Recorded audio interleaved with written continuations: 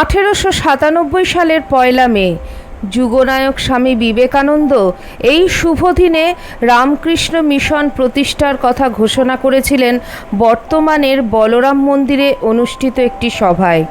সেই সূত্রেই এই দিনটিকেই বেলুড় মঠের প্রতিষ্ঠা দিবস বা শুভ সংকল্প দিবস হিসাবে গণ্য করা হয়। এর প্রায় 1 বছর পরে বেলুড় মঠের সার্বিক প্রতিষ্ঠা হয়েছিল, কিন্তু যুগনায়ক স্বামী বিবেকানন্দের এই অমোঘ সিদ্ধান্তের দিনটিকে মনে রাখতে এই দিনের তাৎপর্য অপরিসীম ও গুরুত্বপূর্ণ। কদিন পরেই আসছে আবার আরেকটি 1 মে। সেই মঠ প্রতিষ্ঠার কথা স্মরণ রেখেই আমার আজকের ভিডিওটি। আশা করি আপনাদের ভালো লাগবে। নমস্কার, life stories with Soma YouTube চ্যানেলের সকল দর্শক শ্রোতা বন্ধুকে আমন্ত্রণ জানাই আমার আজকের ভিডিওটিতে। 1897 সালের 1 মে স্বামীজি রামকৃষ্ণ মিশন প্রতিষ্ঠার সংকল্প করেন। 1 মে স্বামীজি তাঁর ভাষণে বলেন, আমরা যার নামে সন্ন্যাসী হয়েছি, আপনারা যাকে জীবনের আদর্শ করে সংসার আশ্রমে কার্যক্ষেত্রে রয়েছেন, তাঁর দেহাবসানের 20 বছরের মধ্যে প্রাচ্য ও পাশ্চাত্য জগতে তাঁর পূর্ণ নাম ও অদ্ভুত জীবনের আশ্চর্য প্রসার হয়েছে। এই সংঘ তাঁরই নামে প্রতিষ্ঠিত হবে। আমরা প্রভুর দাস, আপনারা এ কাজে সহায় হন। স্বামীজির প্রস্তাব সানন্দে গৃহীত হয়। শ্রীরামকৃষ্ণ ও তার শিক্ষার প্রতি যাদের শ্রদ্ধা ও প্রীতি বর্তমান, তাদের নিয়ে গঠিত হয় একটি সাধারণ সমিতি বা অ্যাসোসিয়েশন। সমিতির উদ্দেশ্য বাস্তবায়নের জন্য একটি পরিচালন সমিতি নিয়োগের সিদ্ধান্ত হয়। পরবর্তী বুধবার অর্থাৎ 5ই মে অনুষ্ঠিত দ্বিতীয় সভাতে অ্যাসোসিয়েশনের নামকরণ হয় রামকৃষ্ণ মিশন। মিশনের সাধারণ সভাপতির পদ অলঙ্কৃত করেন স্বামী বিবেকানন্দ।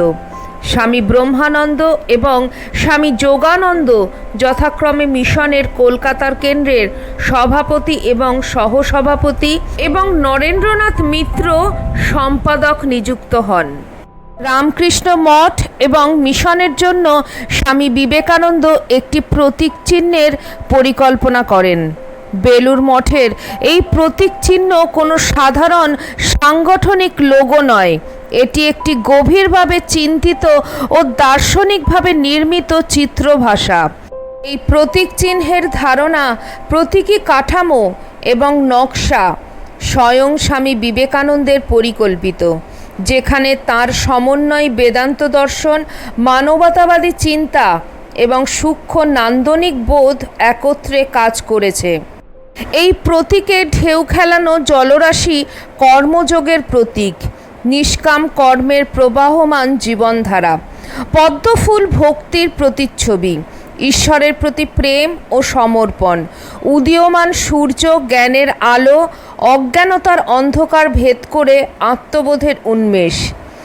সাপ যোগের প্রতীক, জাগ্রত কুণ্ডলিনী শক্তি যা আত্মাকে উচ্চতর চেতনায় উন্নীত করে।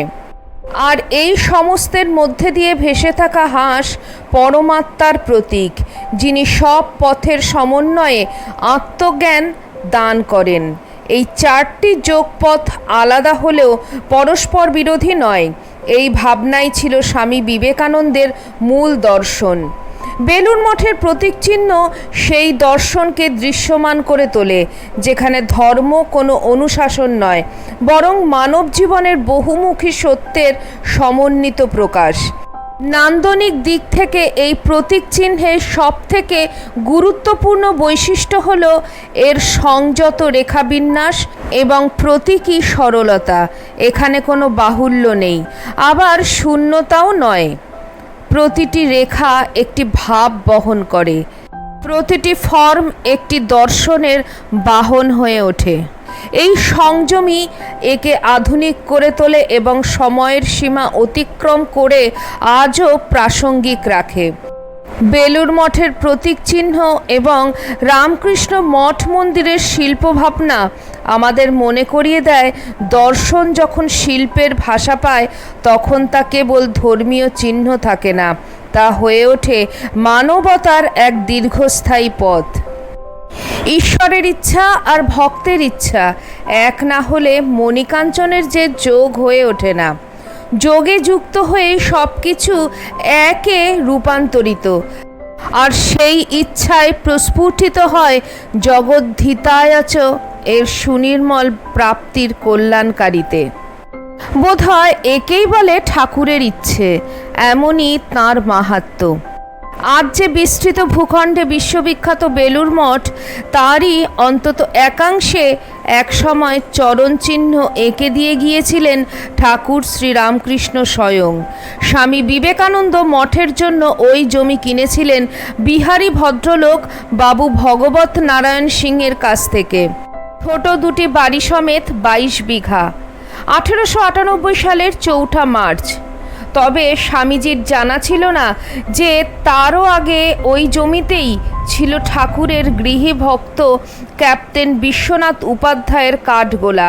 সেখানেই একদা পদধূলি দিয়েছিলেন ঠাকুর। আমরা জানি ঠাকুর মর্তলীলা সংবরণ করেন 1886 সালের 16 আগস্ট, অর্থাৎ বেলুড়ে ওই জমি কেনার অনেক আগেই ঠাকুর সেখানে গিয়েছিলেন। যেন স্থায়ী মঠ স্থাপনের উদ্দেশ্যেই সেখানে কুটো বাঁধা হয়ে গিয়েছিল। স্থায়ী মঠের জন্য অন্যত্র জমি সংগ্রহের সকল চেষ্টায় শেষাবধি ব্যর্থ হয়েছিল। এই ঘটনাকে দৈব নির্ধারিত ছাড়া কী বা বলা যায়। বিশ্বনাথ উপাধ্যায় ছিলেন নেপালের রাজার ভারতে নিযুক্ত উকিল। রাজপ্রতিনিধি রূপেই তিনি কলকাতায় বাস করতেন। বেলুড়ে নেপাল রাজের একটি কাঠগোলা ছিল। প্রথম দিকে বিশ্বনাথ উপাধ্যায় ওই কাঠগোলাতেই কর্মচারী নিযুক্ত হন। তখন শ্রী শ্রী ঠাকুর রামকৃষ্ণ পরমহংসদেবের সান্নিধ্য লাভ মাত্রই তিনি ঠাকুরের পরম ভক্ত হয়ে ওঠেন। ঠাকুর তাকে আদর করে ক্যাপ্টেন ডাকতেন। ক্যাপ্টেনের অনুরোধেই ঠাকুর বেলুড়ের ওই কাঠগোলা ঘুরতে যান। স্থান মাহাত্ম্য সম্পর্কে স্বামী গম্ভীরানন্দজি মহারাজ এক স্থানে শ্রী শ্রী মায়ের কথা বলেছিলেন। শ্রী শ্রী মা বলেছিলেন, আমি কিন্তু বরাবরই দেখতুম ঠাকুর যেন গঙ্গার ওপারে এই জায়গাটিতে, যেখানে এখন বেলুড় মঠ, কলা বাগান টাগান, তার মধ্যে ঘর, সেখানে বাস করছেন। জমিটি সংগ্রহের পর শ্রী শ্রী মা আরও বলেছিলেন, জমিটা ঠাকুরের ইচ্ছাতেই হলো। মঠের জন্য জমিটা তিনিই নির্বাচন করে গিয়েছিলেন। বেলুড়ে জমি তো কেনা হলো, কিন্তু তা অসমতল। অতএব এখানে মঠ নির্মাণ করতে একটু সময় লাগবে, তার তদারকিও দরকার। অতএব বেলুড়েই কাছাকাছি নীলাম্বর মুখোপাধ্যায়ের বাগান বাড়ি ভাড়া নেওয়া হলো। মঠ অস্থায়ীভাবে স্থানান্তরিত হলো সেখানেই। বারাণসীর সমতুল গঙ্গার পশ্চিম তীরের এই বাড়িতেই শ্রী শ্রী মা বসবাস করার সময় ছোট ছাদে পঞ্চতপা ব্রত করেছিলেন। সদ্য কেনা কাপ্তেনের কাঠগোলার মঠভূমিতে ঠাকুরকে স্বামীজি প্রতিষ্ঠা করেন এই বাড়ি থেকেই। 1898 সালের 9 ডিসেম্বর স্বামীজি নতুন মঠের জমিতে শ্রী রামকৃষ্ণের আত্মারামকে পুজো করে পায়েস নিবেদন করেন আর সকাতরে প্রার্থনা করেন, ঠাকুর তুমি বহু জনহিতায় এখানে স্থির হয়ে থেকো। বেলুড় মঠে দাঁড়িয়ে গুরু ভাইদের স্বামী বিবেকানন্দ সেদিনই বলেছিলেন, কাশীপুরে ঠাকুর আমায় বলেছিলেন, তুই কাঁধে করে আমায় যেখানে নিয়ে যাবি আমি সেখানেই যাব ও থাকব, তা গাছতলাই হোক আর কুটিরই হোক। সেজন্যই আমি স্বয়ং তাকে কাঁধে করে নতুন মঠভূমিতে নিয়ে যাচ্ছি। নিশ্চয়ই জানবি বহুকাল পর্যন্ত বহু জনহিতায় ঠাকুর ওই স্থানে স্থির হয়ে থাকবেন। প্রত্যেক ভক্ত ঠাকুরকে আপন বুদ্ধির রঙে রাঙিয়ে এক একজনে এক এক রকম দেখেন ও বোঝেন। তিনি যেন মহাসূর্য, আর আমরা যেন প্রত্যেকে এক এক রকম রঙিন কাঁচ চোখে দিয়ে সেই একই সূর্যকে নানা রং বিশিষ্ট বলে দেখছি। এটি ঠিক সেই ভাবের কেন্দ্রস্থান হবে। সেখান থেকে যে মহাসমন্বয়ের উদ্ভিন্ন ছটা বেরোবে তাতে জগৎ প্লাবিত হয়ে যাবে। ঠাকুরের ইচ্ছে আজ তার ধর্মক্ষেত্র প্রতিষ্ঠা হলো। 12 বছরের চিন্তা আমার মাথা থেকে নামলো। আমার মনে এখন কি হচ্ছে জানিস? এই মঠ হবে বিদ্যা ও সাধনার কেন্দ্রস্থান। সময়ে সব হবে। আমি তো পত্তন মাত্র করে দিচ্ছি, এরপর আরও কত কি হবে। জীবনের উপান্তে এসে স্বামীজি বলেছিলেন, আমি যে নিষ্কর্মা সাধু হয়ে থাকিনি সে বিষয়ে অন্তর থেকে আমি নিঃসন্দেহ প্রাণ ঢেলে খেটেছি। আমার কাজের মধ্যে সত্যের বীজ যদি কিছু থাকে, কালে তা অঙ্কুরিত হবেই। শ্রী শ্রী মাও এই মঠভূমি দেখতে এসেছিলেন। মঠ সম্পর্কে তিনি পরে বলেছিলেন, অত্যন্ত শান্ত জায়গা বেলুড়ে তিনি খুব ভালো ছিলেন, তাঁর ধ্যান লেগেই থাকতো। তাই ওখানে একটি স্থান করতে নরেনের ইচ্ছে হয়েছিল। শ্রীরামকৃষ্ণ নির্দেশিত পথে রামকৃষ্ণ সংঘ গঠন করেছিলেন স্বামী বিবেকানন্দ 1886 সালে। অর্থাৎ ঠাকুর যে বছর দেহ সংবরণ করলেন সেই বছরই বরানগরের এক জীর্ণ বাড়িতে, যা বরানগর মঠ নামে রামকৃষ্ণ সাম্রাজ্যে সুপরিচিত। সুদীর্ঘ 34 বছর এই রামকৃষ্ণ সংঘকে লালিত ও পালিত করেছেন সংঘজননী সারদা দেবী। সেই রামকৃষ্ণ সংঘের বাস্তব রূপ দিলেন স্বামী বিবেকানন্দ বাগবাজারে বলরাম মন্দিরে 1897 সালের 1 মে। নাম হলো রামকৃষ্ণ মিশন, আর বরানগর মঠ রূপান্তরিত হলো রামকৃষ্ণ মঠে। এই বরানগরে থাকতেই স্বামী বিবেকানন্দের মন ঠিক করে নিয়েছিল স্থায়ী মঠ ঠিক কোথায় হবে। বরানগর খেয়াঘাটে দাঁড়িয়ে তিনি একদিন গুরু ভাইদের বলেছিলেন, আমার কেন জানি মনে হচ্ছে গঙ্গার ওপারে কাছে পিঠেই আমাদের স্থায়ী মঠটি হতে চলেছে। বেলুড় মঠের জমি কেনার পর স্বামীজি 4.25 বছর জীবিত ছিলেন। এই সংক্ষিপ্ত সময়ের মধ্যেই তিনি মঠ প্রতিষ্ঠার মূল কাজগুলি সাঙ্গ করে গিয়েছিলেন। মিশন তৈরির পর তার কলকাতা কেন্দ্রের ভার দেওয়া হয়েছিল স্বামী ব্রহ্মানন্দ মহারাজজিকে। অন্যদিকে 1898 সালে বেলুড়ে নতুন মঠ নির্মাণের কাজ শুরু হলে তার দায়দায়িত্ব স্বামী ব্রহ্মানন্দ মহারাজজির ওপর ন্যস্ত হলো। পরের বছর আলমবাজার থেকে বেলুড়ে নতুন বাটিতে মঠ উঠে আসার পর বেলুড় মঠ পরিচালনার ভারও তাঁকে নিতে হলো। অবশেষে 1900 সালের আগস্টে দলিল তৈরি করে মঠের যাবতীয় বিষয় সম্পত্তি স্বামীজি গুরু ভাইদের হাতে তুলে দিলেন। পূর্বেই স্বামীজি স্বামী ব্রহ্মানন্দ মহারাজজিকে রামকৃষ্ণ মঠ ও রামকৃষ্ণ মিশনের সংঘাধ্যক্ষের দায়িত্ব প্রদান করেছিলেন। ঠাকুর বলেছিলেন, রাখাল একটা সাম্রাজ্য চালাতে পারে। স্বামী বিবেকানন্দ এবং তাঁর গুরু ভাইরা রাখাল মহারাজের ওপর ঠাকুরের এই অগাধ আস্থার কথা ভোলেননি।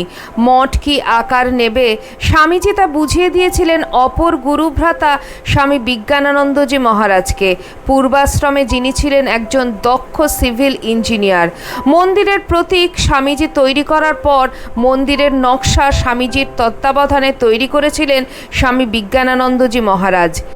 স্বামীজি শুধুমাত্র একজন হিন্দু সন্ন্যাসী ছিলেন না, একই সঙ্গে ছিল তার শিল্প সাহিত্য, বিজ্ঞান, সমাজ, রাজনীতি, দর্শন প্রভৃতি সম্পর্কে অত্যন্ত আধুনিক চিন্তা চেতনা। ভারত এককালে ছিল শিল্পের দেশ, কিন্তু স্বামীজির জীবদ্দশায় ভারতের শিল্পচেতনা লুপ্তপ্রায় হয়ে এসেছিল। দেশের এই হতশ্রী দশা তাঁকে নিরন্তর আহত করত। তাই সংকল্প করেছিলেন বেলুড় মঠের ভেতর দিয়েই ভারতীয় শিল্পচেতনা বিকাশের পুনর্নবীকরণ করবেন। সাহেবদের শিল্প ভাবনার হুবহু নকল করে বেলুড় মঠ নির্মিত হবে না, যা তৎকালীন ভারতের এক ব্যাধি হয়ে উঠেছিল। বেলুড় মঠের প্রতীক ও নকশায় আমরা স্বামীজির এই দেশজ এবং মিশ্র শিল্প ভাবনার সমন্বয়ের প্রতিফলনই প্রত্যক্ষ করি। বেলুড়ে বর্তমান মন্দিরটির উদ্বোধন হয় 1938 সালের 14ই জানুয়ারি পৌষ সংক্রান্তির দিন। মঠের তৎকালীন অধ্যক্ষ স্বামী বিজ্ঞানানন্দজি মহারাজ নতুন মন্দিরে ঠাকুরকে স্থাপন করেন।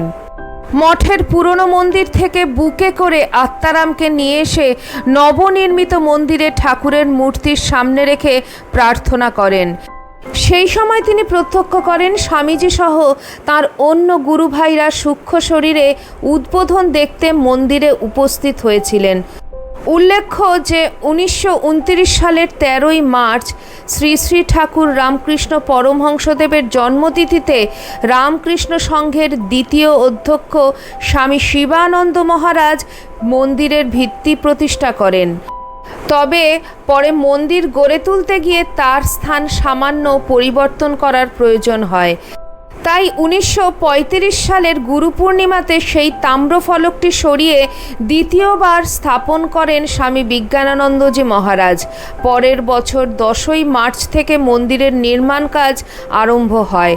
ঠিক ছিল যে 1937 সালে জগদ্ধাত্রী পুজোর দিন মন্দির প্রতিষ্ঠার কাজ শেষ হবে, কিন্তু গর্ভ মন্দিরের কাজ শেষ করতে কিছুটা দেরি হওয়ায় স্বামী বিজ্ঞানানন্দজি মহারাজ দুঃখ পেয়ে বলেছিলেন, তোমরা বাপু বড় দেরি করো। স্বামীজি মন্দিরের প্ল্যান করেছিলেন, কিন্তু তার সময়ে মন্দির হয়নি।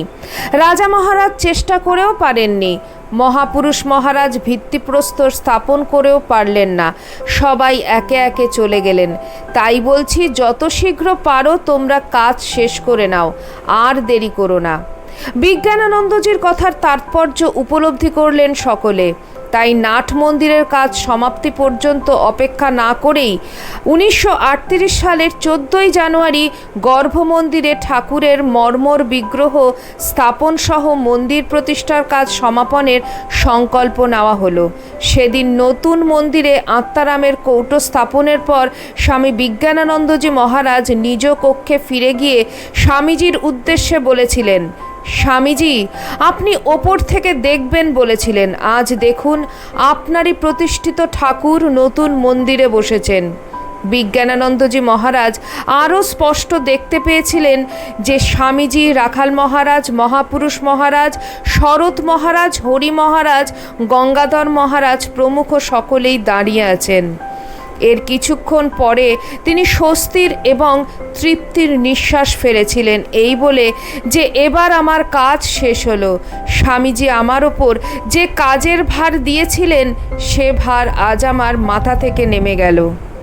নাট মন্দির সমেত সমগ্র মন্দিরটির দৈর্ঘ্যে 235 ফুট এবং প্রস্থে 140 ফুট। দ্বিতল গর্ভ মন্দিরটি 112 ফুট উঁচু। ঠাকুরের দেহাবশেষ যে তাম্রপাত্রে রক্ষিত ছিল সেই আত্মারামের কৌটো এবং ঠাকুরের ধ্যানমূর্তি নতুন মন্দিরের গর্ভগৃহে স্থাপন করা হয়। উচ্চ যোগাবস্থায় স্থিত ঠাকুরের ধ্যানস্থ মূর্তিটির ভাস্কর ছিলেন গোপেশ্বর পাল। ঠাকুরের মূর্তিটি যাতে দূর থেকেও সকলে ভালোভাবে দেখতে পান সেই রকমভাবেই সেটি ডমরু আকৃতির বেদিতে উঁচু করে বসানো হয়েছে। ঠাকুরের জন্মস্থান কামারপুকুরে যুগীদের শিব মন্দিরের আদলে বেদিটি তৈরি। নাট মন্দিরের সামনে প্রধান প্রবেশপথের ওপরের দিকে মঠ ও মিশনের প্রতীক স্থাপন করা হয়েছে। মন্দিরের পেছনের দিকে নিচের তলাটি ব্যবহার করা হয় নিত্য পূজার ভাড়ার হিসাবে।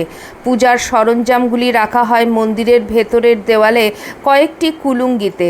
এর মধ্যে একটিতে রাখা হয় বানলিঙ্গ শিব এবং একটিতে থাকে শ্রী শ্রী মায়ের পবিত্র পদধূলি। আর দোতলার ঘরটি ঠাকুরের শয়নকক্ষ নামে চিহ্নিত হয়েছে।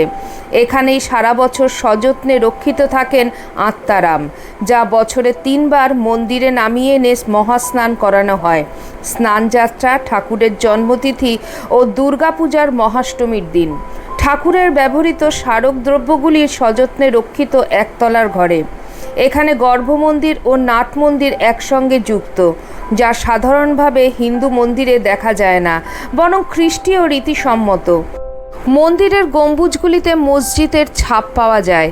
ছত্রিগুলির ধারে কামারপুকুরে ঠাকুরের বাসগৃহের আদল স্পষ্ট হয়। গম্বুজের স্থাপত্য রীতির সঙ্গে ওড়িশা মন্দির স্থাপত্যের মিল খুঁজে পাওয়া যায়। নাট মন্দিরের বাঁকানো ছাদ ও বারান্দায় বৌদ্ধ গুহা শিল্পের কথা মনে করিয়ে দেয়।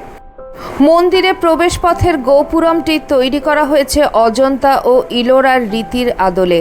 ঠাকুর শ্রী শ্রী রামকৃষ্ণ পরমহংসদেব হলেন যত মত তত পথের প্রবক্তা। বেলুর মঠের ঠাকুরের মন্দিরটিতে সেটি বাংময় হয়ে উঠেছে। আমরা জানি আমেরিকা, ব্রিটেন সহ সমগ্র পাশ্চাত্যে স্বামীজির কি বিরাট প্রভাব ছিল। রামকৃষ্ণ মঠ প্রতিষ্ঠার সময়ও তাদের অনেকে কুণ্ঠাহীনভাবে স্বামীজির পাশে এসে দাঁড়িয়েছিলেন। তাদের মধ্যে উল্লেখযোগ্য দুজন হলেন ইংরেজ কন্যা কুমারী হেনরিয়েটা এফ মিলার এবং আমেরিকান শিষ্যা ওলি বুল। বেলুড় মঠের জমি কেনার সময় তারা অকৃপণ হাতে অর্থ সাহায্য দিয়েছিলেন, আর ছিল দেশবাসীরও প্রসারিত হাত। এদের সকলের সহযোগিতা ছাড়া আজ রামকৃষ্ণ সংঘ এই উচ্চতায় পৌঁছতে পারত কিনা সংশয় রয়ে যায়। মঠ তৈরির একদম প্রথম দিকে স্বয়ং স্বামীজির মনেও সংশয় দেখা দিয়েছিল, কিন্তু শশী মহারাজ অর্থাৎ স্বামী রামকৃষ্ণানন্দকে টলানো যেত না। কিছু অর্থের সংস্থান করার জন্য তিনি সাময়িকভাবে স্থানীয় একটি স্কুলে মাস্টারিও করেছিলেন।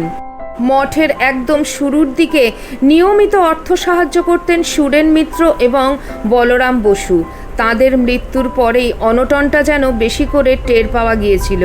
বিদেশে বক্তৃতা করেও টাকা সংগ্রহের চেষ্টা করেছেন স্বামীজি। গুরু ভাইদেরও কেউ কেউ তীর্থে তীর্থে বেরিয়ে পড়েছিলেন। রসিদ কেটে চাঁদা আদায়ও চলত। ক্ষেত্রীর রাজাও কিছু টাকা দিয়েছিলেন।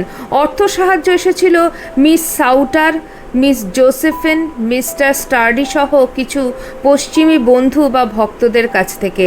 তবে যেখান থেকে যত টাকাই আসুক না কেন, স্বামীজির নির্দেশ ছিল নির্দিষ্ট খাতের টাকা অন্য খাতে ব্যয় করা চলবে না।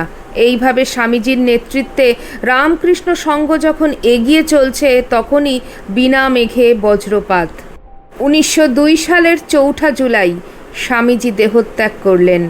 এই ঘোর দুঃসময়েও টলমল তরী যে যথার্থই কুলে ভিড়তে পেরেছিল, তার জন্য সব থেকে বেশি কৃতিত্ব দিতে হবে সংঘ জননী শ্রী শ্রী মা এবং তাঁর 2 ভক্ত স্বামী ব্রহ্মানন্দ মহারাজ এবং স্বামী শারদানন্দ মহারাজকে। আরও একটি কথা উল্লেখ করা দরকার। রামকৃষ্ণ মঠ ও মিশন গোড়াতেই ঘোষণা করেছিল যে তারা রাজনীতির সংস্রব মুক্ত। তা সত্ত্বেও পরাধীন ভারতের ব্রিটিশ সরকার এই মঠ ও মিশনকে যথেষ্ট সন্দেহের চোখে দেখত, ভাবত এটা সন্ত্রাসবাদীদের আখড়া। তাদের সম্পর্কে বিরাট এক বিরূপ রিপোর্টও তৈরি করেছিল পুলিশ। প্রখ্যাত বিবেকানন্দ গবেষক শঙ্করীপ্রসাদ বসু মন্তব্য করেছেন, স্বামীজির কল্পনায় এই মন্দির ভারতবর্ষের শিল্পের নবজাগরণের গর্ভগৃহ। কাশীপুরে একটি ভাড়া করা বাড়িকে লক্ষ্য করে স্বামী বিবেকানন্দ আমাদের প্রথম মঠ বলেছিলেন, যে বাড়িতে ঠাকুর তাঁর মর্তলীলা সংবরণ করেছিলেন। রামকৃষ্ণ ভাবান্দোলন এখানে ঠাকুরকে কেন্দ্র করেই দানা বেঁধেছিল। পরে বরানগর আলমবাজার হয়ে তা বেলুড়ে পৌঁছয়। এই পর্বে আন্দোলনটি আবর্তিত হয়েছে স্বামী বিবেকানন্দ এবং তাঁর গুরুভ্রাতাদের মাধ্যমে। অর্থাৎ দক্ষিণেশ্বর যদি হয় রামকৃষ্ণ ভাবধারার গোমুখ, তবে বেলুড় হল তার গঙ্গোত্রী। শতাধিক বর্ষকাল ব্যাপী প্রবাহিত সেই অমৃতধারা বেলুড় মঠের মধ্যে দিয়েই মানব মুক্তির পথে এগিয়ে চলেছে। অকাল মৃত্যু ও অকাল বার্ধক্যের এই দেশে স্বামী বিবেকানন্দ প্রতিষ্ঠিত রামকৃষ্ণ মঠ ও মিশন কোন শক্তির বলে এমন কালজয়ী হলো, তা একালের ম্যানেজমেন্ট বিশেষজ্ঞদের কাছে রীতিমতো কৌতূহলের বিষয়। অন্যের অর্থগ্রহণ এবং পূর্ণ স্বচ্ছতা বজায় রেখে তা সুষ্ঠুভাবে ব্যয়, এম্পাওয়ারমেন্ট বা ক্ষমতা প্রদানের মাধ্যমে সংগঠনের মধ্যে দায়িত্ববোধ জাগ্রত রাখা। সংগঠনটি আরও দেখিয়ে চলেছে প্যাশন বা আবেগ, মোটিভেশন বা উৎসাহ, কঠোর পরিশ্রম, নির্মোহ হয়ে সবার জন্য উন্নয়ন চিন্তা কতখানি ফলপ্রসূ। স্বামী বিবেকানন্দের হাতে গড়া এই সংগঠন দেখিয়ে চলেছে নিজের মোক্ষ, জগতের মঙ্গল এবং একই সঙ্গে প্রাতিষ্ঠানিক নিয়মের শৃঙ্খলা। 3টি আপাত বিপরীতধর্মী শক্তির সমন্বয় কিভাবে করা সম্ভব, সব মিলিয়ে সাহিত্যিক শঙ্করের মনে হয়েছে যে রামকৃষ্ণ মঠ ও মিশন হলো এক ম্যানেজমেন্ট বিস্ময়। 2026 সালের 1 ফেব্রুয়ারি পর্যন্ত তথ্য অনুযায়ী সারা বিশ্বে রামকৃষ্ণ মঠ এবং রামকৃষ্ণ মিশনের মোট 295টি শাখা কেন্দ্র রয়েছে। এর মধ্যে ভারতে 226টি এবং ভারতের বাইরে 24টি দেশে 69টি শাখা অবস্থিত রয়েছে। এছাড়াও বিভিন্ন শাখার অধীনে 57টি উপকেন্দ্র কাজ করছে।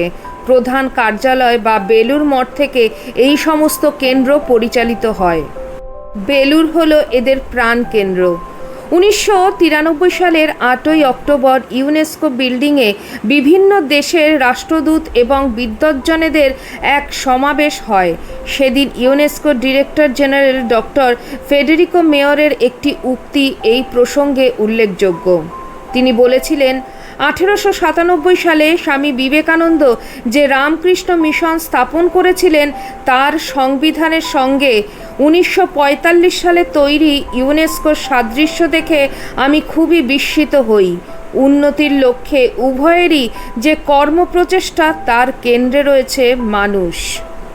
বেলুড় মঠের গর্ভ মন্দিরে শ্রী শ্রী ঠাকুরের যে মূর্তিটি রয়েছে সেটি নির্মাণ করেছিলেন ভাস্কর গোপেশ্বর পাল।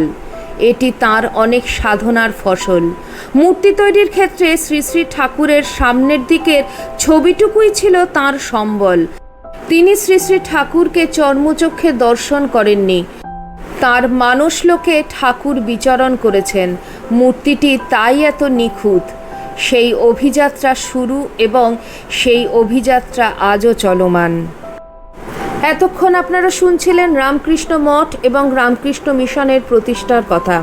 আপনাদের ভিডিওটি কেমন লাগলো অবশ্যই কমেন্ট সেকশনে কমেন্ট করে জানাবেন। চ্যানেলের নতুন বন্ধুদের কাছে একান্ত অনুরোধ, চ্যানেলটি সাবস্ক্রাইব করে আমার পাশে থাকবেন আর পাশে থাকা বেল আইকনটি অবশ্যই ক্লিক করে দেবেন, যাতে আমার পরবর্তী ভিডিওতে আপনার সঙ্গে আমার আবার দেখা হয়। তাহলে আজকে এই পর্যন্তই। আবার খুব শিগগিরই দেখা হচ্ছে আপনাদের সঙ্গে কোনো একটি নতুন ভিডিওতে। সবাই ভালো থাকবেন, সুস্থ থাকবেন। জয় ঠাকুর, জয় মা, জয় স্বামীজি।